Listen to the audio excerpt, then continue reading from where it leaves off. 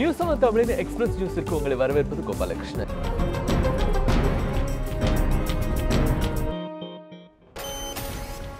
கொடநாடு காவலாளி கொலை வழக்கில் திடீர் திருப்பமாக ஜெயலலிதாவின் முன்னாள் கார் ஓட்டுநர் சாலை விபத்தில் பலியானார். சேலம் மாவட்டம் எடப்பாடி சமுத்திரம் கிராமத்தை சேர்ந்தவர் கனகராஜ். கொடநாடு பங்களாவில் அண்மையில் நடைபெற்ற கொலை மற்றும் கொள்ளை முயற்சி வழக்கில் தேடப்பட்டு வரும் குற்றவாளியான இவர் நேற்று ஆத்தூர் அருகே தென்னங்குடி பாளையத்தில் உள்ள தனது உறவினர் வீட்டிற்கு வந்ததாக கூறப்படுகிறது. இரவு 9:30 மணியளவில் மீண்டும் சொந்த ஊர் திரும்பிக் கொண்டிருந்த கனகராஜ் ஆத்தூர் புறவழி சாலை கடக்க முற்பட்ட போது எதிரே வந்த கார் பைக் மீது மோதியதில் சம்பவ இடத்திலேயே உயிரிழந்தார். தகவல் அறிந்து சம்பவ இடத்திற்கு வந்த ஆத்தூர் போலீசார் விபத்தில் பலியான கனகராஜின் உடலை மீட்டு ஆத்தூர் அரசு மருத்துவமனைக்கு பிரேத பரிசோதனைக்காக அனுப்பி வைத்தனர். இதுகுறித்து போலீசார் வழக்கு பதிவு செய்து கார் ஓட்டுநர் ரஃபீக்கை கைது செய்து விசாரணை மேற்கொண்டு வருகின்றனர். இதனிடையே வழக்கில் தேடப்பட்டு வந்த மற்றொரு குற்றவாளியான சயன் பாலக்கோடு அருகே விபத்தில் சிக்கியதால் பரபரப்பு ஏற்பட்டது.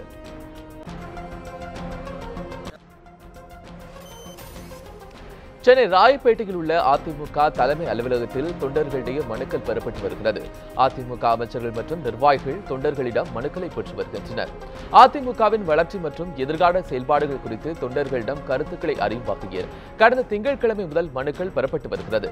இறுதி நாளான இன்று அமைச்சர் ஜெயக்குமார், பெஞ்சமின், சேயூர் ராமச்சந்திரன், நாடாளுமன்ற உறுப்பினர் SR விஜயகுமார் மற்றும் முன்னாள் அமைச்சர் கோகுல இந்திரா ஆகியோர் மனுக்களை பெறுகின்றனர்.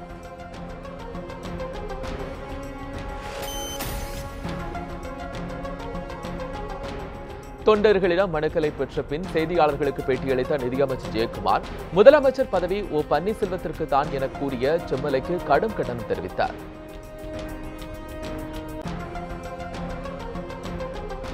ஏராளம் ஒரு நாளைக்கு கிட்டத்தட்ட 400 பேர் 500 பேர் வந்து மனுக்கள் கொடுக்கின்ற ஒரு நிலைமை நிச்சயமாக உருவாகும்.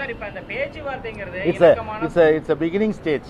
அதனால தான் வந்து ஒரு நாளைக்கு 20-25 மனு என்று சொன்னேன். இந்த பேச்சுவார்த்தை சொல்றீங்க, இணக்கமான சூழல்னு சொல்றீங்க, பேச்சு நடத்த தயார்னு சொல்றீங்க. நேற்று செம்மலை கூட்டம் போட்டிருக்கிறாரு. கொங்கு மண்டலத்தை சேர்ந்த எம்எல்ஏக்கள் தனியா கூட்டம் போட்டிருக்கான்னு சொல்றாங்க ஒரு தகவல். அதே மாதிரி SC எம்எல்ஏஸ் வந்து தனியா கூட்டம் போடுறாங்க. என்னதான் நடக்குது அதிமுக? அதெல்லாம் வந்து நல்லா நடந்துட்டு போயிட்டு இருக்கு. ஒரு பிரச்சனையுமே இல்லை. அதில் வந்து நீங்கள் வந்து எதிர்பார்க்குற பிரச்சனையும் கிடையாது. அதாவது நம்முடைய தனித்தனியாக கூட்டம் போடுகிறார் என்று சொல்வது அப்பட்டமான பொய். இது வந்து பார்த்தீங்கன்னா திட்டமிட்டு திமுக காரர்கள் அதுவும் வந்து சைக்கிள் கேப்பில் வந்து எப்படியாவது நுழைஞ்சலான்னு பார்க்குறாங்க பத்தியா, அவங்க பண்ணுற இந்த வேலை இது. அதிமுகவின் இரு அணிகளில் ஒரு அணி மீது மட்டும் அடுத்தடுத்து நடவடிக்கைகள் மேற்கொள்ளும் மத்திய ஆளும் பாஜக அரசு மற்றொரு அணி மீது ஊழல் குற்றச்சாட்டுகளை தூசுபடிவது போல் ஏன் திமுக செயல் தலைவர் மு.க. ஸ்டாலின் கேள்வி எழுப்பியுள்ளார். இது தொடர்பாக இன்று அவர் வெளியிட்டுள்ள அறிக்கையில், தமிழக மக்களின் பிரச்சனைகள் குறித்து மாநிலத்தில் உள்ள அதிமுக அரசும் மத்தியில் பாஜக தலைமையில் உள்ள மத்திய அரசும் கவலைப்படவில்லை என்று வேதனை அளிப்பதாக தெரிவித்துள்ளார்.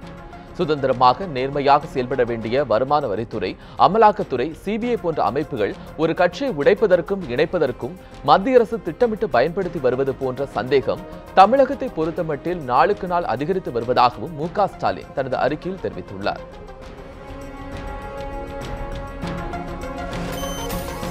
மூன்று ஆண்டுகளுக்கு பின்பு ஆசிரியர் தகுதி தேர்வு இன்று தமிழகம் முழுவதும் தொடங்கியது. 1 முதல் 5ஆம் வகுப்பு வரையிலான இடைநிலை ஆசிரியர்களுக்கான பட்டய படிப்பு தேர்வு இன்று நடைபெற்றது. இந்த தேர்வில் 2,37,293 பேர் எழுதுகின்றனர். 593 மையங்களில் காலை 10 மணி முதல் 1 மணி வரை இந்த தேர்வு நடைபெறுகிறது. நாளை 6 மணி முதல் 10ஆம் வகுப்புகளுக்கான தேர்வுகள் நடைபெறும் என்றும் பட்டதாரி ஆசிரியர்களுக்கான தகுதி தேர்வு நடைபெற உள்ளது என்றும் தெரிவிக்கப்பட்டுள்ளது. முன்னதாக பள்ளிக்கல்வித்துறை சார்பில் பல்வேறு காலி பணியிடங்களுக்கான விவரங்கள் அறிவித்த போதிலும் அதில் டெட் தேர்வு மூலம் நிரப்பப்படும் இடங்கள் குறித்து தகவல் இல்லை என்பது குறிப்பிடத்தக்கது. மதுக்கடைகளை திறப்பதற்காக தேசிய நெடுஞ்சாலைகளின் பெயரை மாற்றுவது கொலைக்காரனை நிராபராதியாக்கும் செயல் என்று காங்கிரஸ் மூத்த தலைவர் குமரி அனந்தன் தெரிவித்துள்ளார். பாரதிதாசனின் 127வது பிறந்த நாளை முன்னிட்டு சென்னை மெரினாவில் அவரது திருவுருவ சிலைக்கு கீழே அமைக்கப்பட்டிருந்த உருவப்படத்திற்கு குமரி அனந்தன் மலர்தூவி மரியாதை செலுத்தினார். பின்னர் செய்தியாளர்களிடம் பேசிய அவர், பெண்கள் மதுவிலக்கு வேண்டும் என்று விரும்புவதாகவும் அவர்கள் மதுக்கடைகளை மூட துணிந்து விட்டதாகவும் குறிப்பிட்டார். முதலமைச்சர் மதுக்கடைகளை மூட உடனடியாக நடவடிக்கை எடுக்க வேண்டும் என்றும் குமரி அனந்தன் வலியுறுத்தினார். கொலைகாரனுடைய பெயரை மாற்றிவிட்டால் அவன் நிரபராதி ஆகிவிடுவானா? தமிழக அரசு இப்போது வேண்டுகோள் விடுக்கின்றேன். இந்தியா தமிழகத்தில் இருக்கின்ற அனைத்து கட்சிகளும் மதுவை எதிர்க்கின்றன, ஆளும் கட்சியை தவிர. எனவே ஆளும் கட்சியை நடத்தி கொண்டிருக்கின்ற முதல்வர் எடப்பாடி பழனிசாமி அவர்களும் மதுக்கடைகளை மூடுவதற்கு உடனடியாக நடவடிக்கைகளை மேற்கொள்ள வேண்டும். மூடப்பட்ட டாஸ்மாக் கடை பணியாளர்களுக்கு அவர்களின் தகுதிக்கேற்ப அரசு துறைகளில் தமிழக அரசு வேலைவாய்ப்பினை வழங்க வேண்டும் என்று பாமக நிறுவனர் ராமதாஸ் வலியுறுத்தியுள்ளார். இத்தொடர்பாக அவர் விடுத்துள்ள அறிக்கையில் தமிழக அரசு துறைகளில் சுமார் 5 லட்சம் காலி பணியிடங்கள் உள்ளதை சுட்டிக்காட்டியுள்ளார். பாட்டாளி மக்கள் கட்சி மேற்கொண்ட சட்ட போராட்டத்தின் பயனாக தமிழ்நாடு முழுவதும் தேசிய மாநில நெடுஞ்சாலைகளை ஒட்டி செயல்பட்டு வந்த 3221 மதுக்கடைகள் மூடப்பட்டதை சுட்டிக்காட்டியுள்ள ராமதாஸ், இது மகிழ்ச்சியளிக்கும் நேரத்தில் மதுக்கடைகளில் பணியாற்றி வந்த 15,000 பணியாளர்களுக்கு எந்த பணியும் வழங்காமல் காத்திருக்க வைத்திருக்கும் டாஸ்மாகின் செயல் வருத்தமளிப்பதாகவும் கூறியுள்ளார். திருவாரூர் மாவட்டம் பெருகவாழ்ந்தான் அருகே காதலுக்கு எதிர்ப்பு தெரிவித்து பெட்ரோல் குண்டு வீசி இளைஞரின் வீடு எரிக்கப்பட்ட சம்பவம் பரபரப்பை ஏற்படுத்தியுள்ளது.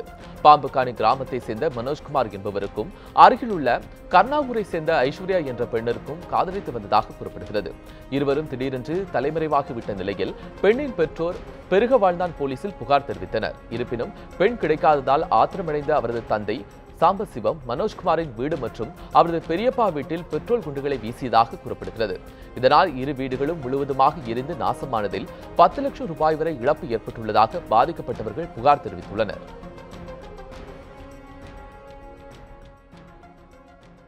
துணிமணி எதுவும் எடுக்கணும், எல்லாம் எரிஞ்சு போச்சு சார். ஈரோடில் உள்ள எல்லா தசாவசங்களும் படித்தேன். பிள்ளை படித்த சர்டிஃபிகேட்டு, பிஎஸ்சி, பிஎட், எனக்குள்ள பென்ஷன் புக்கு, எனக்கு ஆதார் அட்டை, பான் கார்டு, கூப்பன் கார்டு எல்லாம் புடவை கடை ஒன்றும் இல்லை, எல்லாம் கட்டின துணியோட நின்றுட்டு. ஒரு 50,000 ரூபாய் 2 இயர் கட்டலன்னு நேற்று வசூல் பண்ணி வச்சிருந்தது, அந்த பணமும் இல்லை சார். எல்லாம் எரிஞ்சு போயிட்டு பீரோலு எதுவுமே கிடையாது. எங்கள் வீட்டிலங்கிறது எதுவுமே கிடையாது. எங்கள் வீடு எங்கள் சின்ன அம்மனார் வீடும் கொளுத்தி விட்டாங்க சார் திட்டம் போட்டு. எல்லாருக்கும் ஃபோன் பண்ணி ஃபயர் சர்வீஸ் 108 எல்லாருக்கும் ஃபோன் பண்ணி வர வச்சோம். அவங்க வந்து வர்றதுக்குள்ள எல்லாம் எரிஞ்சு முடிஞ்சு விட்டது. அதுக்கப்புறம் எங்களால் ஒன்றும் பண்ண முடியல. இருக்கிற சரௌண்டை மட்டும் நாங்கள் பாதுகாக்கிற மாதிரி சூழ்நிலை இருந்துகிட்டு இருந்தோம். இந்த மாதிரி அவங்க 2 வீடும் இப்போ எரிஞ்சு ரொம்ப சுத்தமாக அவங்க எந்த இழந்த எல்லாத்தையும் நிற்கிறாங்க. எங்கள் இதனால இப்போ ஊரே ஒரு தீக்கரை ஆகிற ஒரு சூழ்நிலை ஆயிட்டு. தமிழகத்தில் விவசாயிகள் யாரும் தற்கொலை செய்து கொள்ளவில்லை என தமிழக அரசு உச்சநீதிமன்றத்தில் தெரிவித்திருப்பது விவசாயிகளை வஞ்சிக்கும் செயல் என்று அனைத்து விவசாயிகள் சங்க ஒருங்கிணைப்பு குழு தலைவர் PR பாண்டியன் தெரிவித்துள்ளார். மன்னார்குடியில் செய்தியாளர்களிடம் பேசிய அவர், தமிழகத்தில் விவசாயிகள் யாரும் தற்கொலை செய்து கொள்ளவில்லை என்று தமிழக அரசு உச்சநீதிமன்றத்தில் தெரிவித்திருப்பதற்கு கண்டனம் தெரிவித்தார். உச்சநீதிமன்றத்தில் தமிழக அரசு தமிழகத்தில் விவசாயிகள் யாரும் தற்கொலை செய்து கொள்ளவில்லை, விவசாயத்தால் தற்கொலை செய்து கொள்ளவில்லை என்கிற ஒப்புதல் வாக்கு மூலம் தமிழக விவசாயிகளை வஞ்சிப்பதாக உள்ளது. 82 விவசாயிகளுக்கு நாங்கள் மாற்று காரணங்களால் இறந்தார்களே தவிர விவசாயத்துக்காக நாங்கள் நிவாரணம் வழங்கவில்லை என்கிற தகவலையும் உண்மைக்கு புறம்பாக சொல்லியிருக்கிறார்கள். அவர்கள் சொல்லியிருக்கிற கருத்தை சட்டத்துக்கு புறம்பானது. திருநெல்வேலி மாவட்டம் சங்கரன்கோவில் பகுதியில் எலுமிச்சைக்கு உரிய விலை கிடைக்காததால் வேதனை அடைந்த விவசாயிகள் அவற்றை டன் கணக்கில் குளத்தில் கொட்டும் நிலைக்கு தள்ளப்பட்டுள்ளனர். சங்கரன்கோவில் மற்றும் சுற்றுப்பகுதிகளில் டிராக்டர் மூலம் தண்ணீர் பாய்ச்சி வளர்க்கப்பட்ட எலுமிச்சை மரங்கள் தற்போது அதிக அளவு விளைச்சல் தந்து கொண்டிருக்கின்றன. இதனால் சங்கரன்கோவில் எலுமிச்சை மார்க்கெட்டிற்கு வழக்கத்தை விட அதிக அளவு எலுமிச்சை பழங்கள் விற்பனைக்காக கொண்டு வரப்படுகின்றன. அதிக வரத்து காரணமாக 1 கிலோ எலுமிச்சை 10 ரூபாய் முதல் 15 ரூபாய் மட்டுமே விற்கப்படுவதால் விவசாயிகள் ஏமாற்றம் அடைந்துள்ளனர். உரிய விலை இல்லாததால் சங்கரன்கோவில் எலுமிச்சை மார்க்கெட்டிற்கு எதிரே உள்ள குளத்திற்கு டன் கணக்கில் எலுமிச்சை பழங்களை விவசாயிகள் கொட்டி வருகின்றனர். எலுமிச்சை விவசாயிகளையும் வியாபாரிகளையும் பாதுகாக்கும் வகையில் எலுமிச்சை பழம் மூலம் ரசாயனம் தயாரிக்கும் ஆலைகளை இப்பகுதியில் தமிழக அரசு நிறுவ வேண்டும் என்று எலுமிச்சை வியாபாரிகளும் விவசாயிகளும் கோரிக்கை விடுத்துள்ளனர். போன வருஷம் இதே நாளில் 80 ரூபா, 100 ரூபா, 120 ரூபா வரை கிலோ போச்சு. இந்த வட்டம் 15 ரூபா, 18 ரூபா, 20 ரூபா தான் போச்சு. இது விவசாயிகளுக்கு கூலி கூட கட்டாது. இதனால எந்த பிரச்சனையும் இல்லை. இதை கவர்மெண்ட்டும் மத்திய சர்க்காரும் மாநில சர்க்காரும் மத்திய சர்க்காரும் பார்த்து ஏதாவது விவசாயிகளுக்காக ஏதாவது பண்ணி எக்ஸ்போர்ட் பண்ணக்கூடிய அளவில் ஏற்பாடு பண்ணணும். புதுச்சேரியில் மே 1ஆம் தேதி முதல் பெட்ரோல் டீசல் விலையை தினசரி நிர்ணயம் செய்யும் மத்திய அரசின் திட்டத்தை முதலமைச்சர் நாராயணசாமி தற்போது ஏற்றுக்கொண்டுள்ளார். முன்னதாக இந்த திட்டத்திற்கு எதிர்ப்பு தெரிவித்த அவர் தற்போது ஏற்றுக்கொண்டதற்கான காரணம் குறித்து விளக்கமளித்துள்ளார். உழவர்கரை நகராட்சியில் மட்டும் இந்த திட்டம் செயல்படுத்தப்படும் என்று தெரிவிக்கப்பட்டதால் விற்பனையாளர்கள் தன்னிடம் முறையிட்டதாக முதலமைச்சர் நாராயணசாமி தெரிவித்துள்ளார். இதனால் மத்திய பெட்ரோலியத்துறை அமைச்சரிடம் பேசியதைத் தொடர்ந்து புதுச்சேரி முழுவதும் இத்திட்டம் அமல்படுத்தப்படும் என்று தெரிவிக்கப்பட்டதால் தாம் ஏற்றுக்கொண்டதாகவும் நாராயணசாமி கூறியுள்ளார்.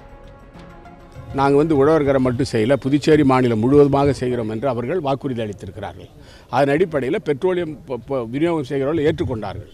அதனால் எங்களுடைய அரசும் அதை ஏற்றுக்கொண்டது. திருவாரூர் நகராட்சி குப்பை கிடங்கில் அவதிப்பட்டு வருவதாக நெய்விளக்கு தோப்பு பகுதி மக்கள் வேதனை தெரிவித்துள்ளனர். குப்பை கிடங்கிற்கு மர்ம நபர்கள் தீ வைப்பதால் நாள்தோறும் குப்பை கிடங்கிலிருந்து புகை வெளியேறுவதாக அவர்கள் கூறியுள்ளனர்.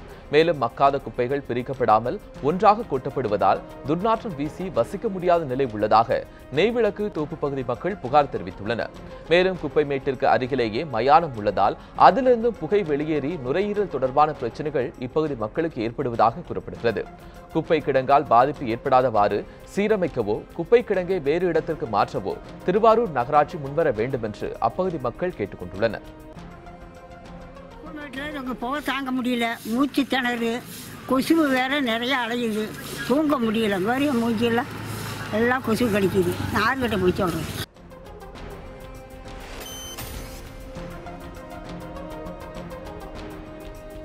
புதுச்சேரி பல்கலைக்கழகத்தில் ஓய்வு பெற்ற ஊழியருக்கு உரிய ஓய்வூதிய பலன்கள் வழங்கக் கோரி பல்கலைக்கழக நிர்வாகத்தை கண்டித்து உண்ணாவிரதம் மேற்கொண்டுள்ளனர். நடைபெற்று வருகிற தெய்வசிகாமணி என்பவர் பல்கலைக்கழகத்தில் மூத்த ஊழியராக பணியாற்றி வந்த நிலையில் சில நாட்களுக்கு முன்பு ஓய்வு பெற்றார். அவருக்கு சேர வேண்டிய தொகையை பல்கலைக்கழக நிர்வாகம் தர மறுப்பதாக குற்றச்சாட்டப்பட்டுள்ளது. இதனால் இந்த விவகாரத்தில் உரிய நடவடிக்கை எடுக்க வலியுறுத்தி தெய்வசிகாமணி உட்பட அவருக்கு ஆதரவான ஊழியர்கள் மற்றும் பேராசிரியர்கள் உண்ணாவிரதத்தில் ஈடுபட்டு வருகின்றனர். அந்த பதிவாளர், இணைப்பதிவாளர் அனைவர் மீதும் நான் பேலபிள் எஃப்ஐஆர் இருக்கிறது. அது இருந்து கொண்டே அவர்களெல்லாம் பதவி சுகம் அனுபவிக்கும் போது என்னை போன்ற பணிமூப்பு முடிக்கும் நபர்களை பழிவாங்குவது நியாயமா? இதுதான் என்னுடைய நியாயமான கோரிக்கை. விழுப்புரத்தில் அரசு பேருந்து ஒன்று ஓடிக்கொண்டிருக்கும் போது படிக்கட்டு திடீரென்று உடைந்து விழுந்ததால் அதில் பயணம் செய்த பயணிகள் அதிர்ச்சியடைந்தனர். விழுப்புரம் பேருந்து நிலையத்திலிருந்து புறப்பட்ட சில நிமிடங்களில் அரசு பேருந்தின் படிக்கட்டு உடைந்து விழுந்தது. இதில் ஒருவரின் காலில் காயம் ஏற்பட்டது. உடனே பேருந்து நிறுத்தப்பட்டு சாலை நடுவே விழுந்து கிடந்த பேருந்தின் படிக்கட்டை அப்பகுதியை சேர்ந்த ஒருவர் அப்புறப்படுத்தினார்.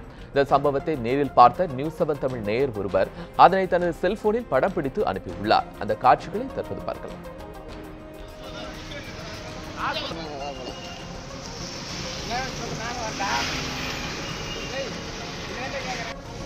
உயிரை பறிக்கும் நிலையில் மோசமாக காணப்படும் அரசு பேருந்துகளின் அவல நிலைக்கு பயணிகள் கண்டனம் தெரிவித்துள்ளனர்.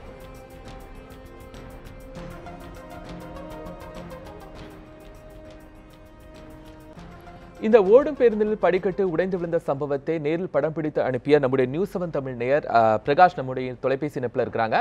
பிரகாஷ், அரசு பேருந்திலிருந்து படிக்கட்டு எவ்வாறு உடைந்து விழுந்தது, அது குறித்து சொல்லுங்க. அதாவது ஸ்பீடு பிரேக்கு கிராஷ் ஆகும்போது திடீர்னு உடஞ்சி வந்து சார், அந்த சத்தம் கேட்டோடனே என்னன்னு பார்க்கும்போது ஒருத்தர் தூங்கினே இருந்தாரு. அவர் காலெல்லாம் அடிபட்டு இருந்தது.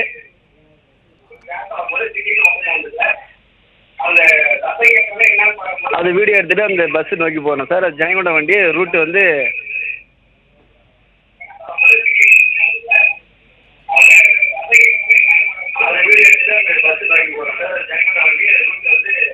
நின்றுபட்டார்.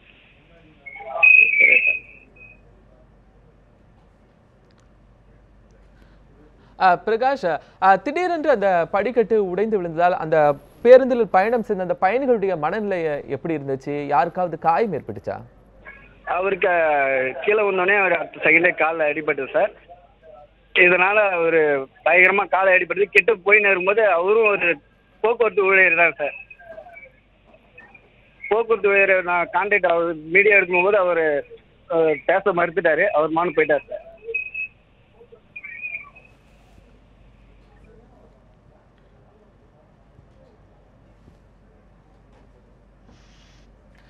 பிரகாஷ், உங்களுடைய தகவலுக்கு நன்றி. இத்துடன் எக்ஸ்பிரஸ் நியூஸ் நிறைவு பெற்றது. மேலும் பல செய்திகளுக்கு தொடர்ந்து இணைந்திருங்கள் நியூஸ் 7 தமிழோடு.